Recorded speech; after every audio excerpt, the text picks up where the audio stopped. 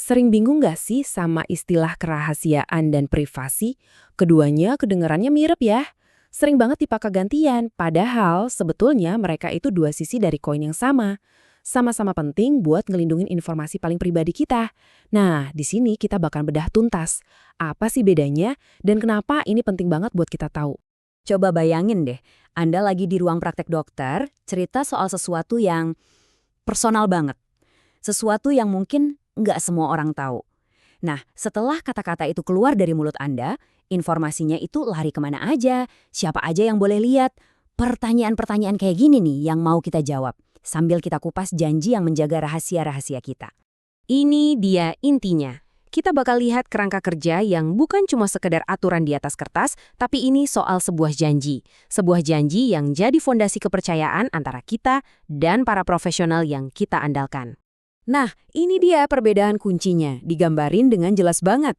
Privasi itu soal Anda, hak Anda untuk megang kendari, untuk nentuin siapa yang boleh masuk dan tahu soal info Anda.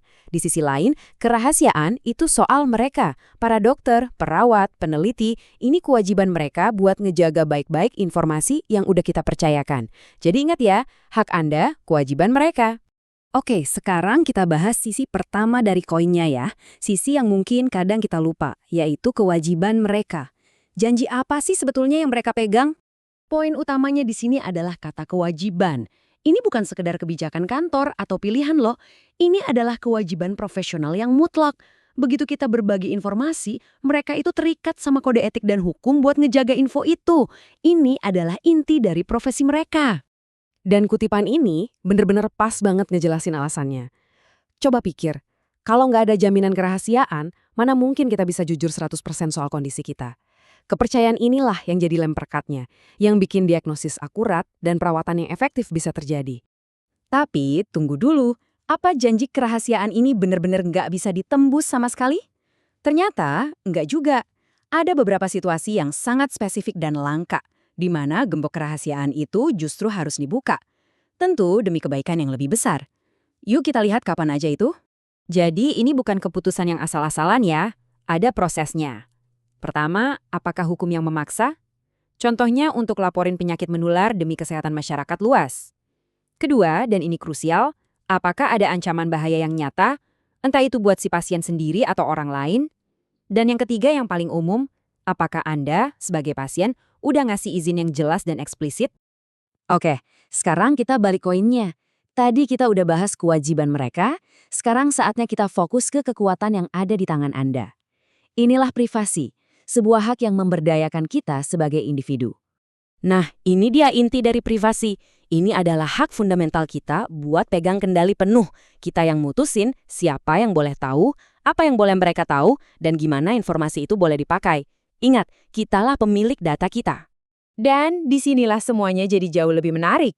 Kalau Anda pikir privasi itu cuma soal data direkam medis, wah siap-siap kaget ya. Ternyata konsep privasi itu jauh lebih luas, menyentuh berbagai aspek inti dari kehidupan kita. Lihat deh visual ini, keren banget kan? Privasi itu ternyata punya 5 kerajaan atau 5 ranah yang berbeda. Ada privasi soal informasi, soal tubuh, soal ruang pribadi atau spasial, soal keputusan, dan bahkan sosial. Yuk kita bedah satu persatu biar makin jelas. Oke, yang pertama ini yang mungkin paling sering kita pikirin kan, ini soal rekam medis, hasil lab, riwayat kesehatan kita. Ini adalah hak kita buat mastiin data-data sensitif ini nggak diintip atau disebar tanpa izin jelas dari kita. Selanjutnya, privasi tubuh. Ini fundamental banget. Tubuh Anda adalah milik Anda. Nggak ada seorang pun yang boleh menyentuh, memeriksa, atau melakukan tindakan medis apapun ke tubuh Anda tanpa persetujuan Anda.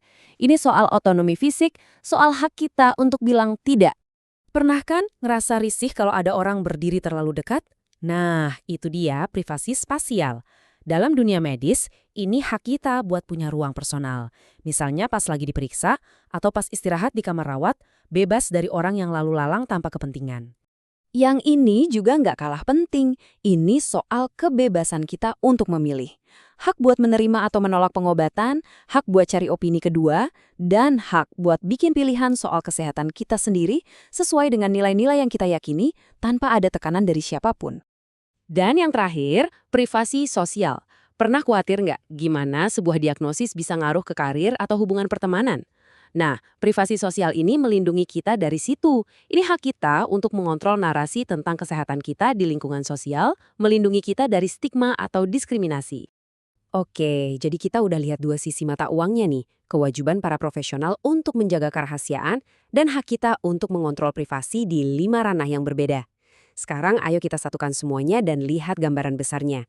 Gimana semua ini bekerja sama untuk membangun fondasi kepercayaan yang sangat esensial.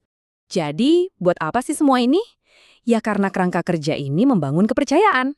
Menghormati hak kita untuk jadi kapten atas tubuh dan keputusan kita sendiri, melindungi kita dari stigma, mengurangi risiko data kita disalahgunakan untuk hal-hal yang nggak benar, dan bahkan memastikan kalau penelitian medis pun dilakukan secara etis dan manusiawi. Nah, sebagai penutup, coba kita pikirin bareng-bareng deh pertanyaan ini. Di zaman sekarang, dengan semua rekam medis elektronik dan big data, informasi kesehatan kita jadi lebih gampang diakses dan dianalisis. Ini jelas bahwa banyak manfaat luar biasa. Tapi, di sisi lain, ini juga memunculkan tantangan baru. Gimana caranya kita menyeimbangkan inovasi teknologi dengan perlindungan hak-hak dasar kita? Itu pertanyaan besar buat kita semua.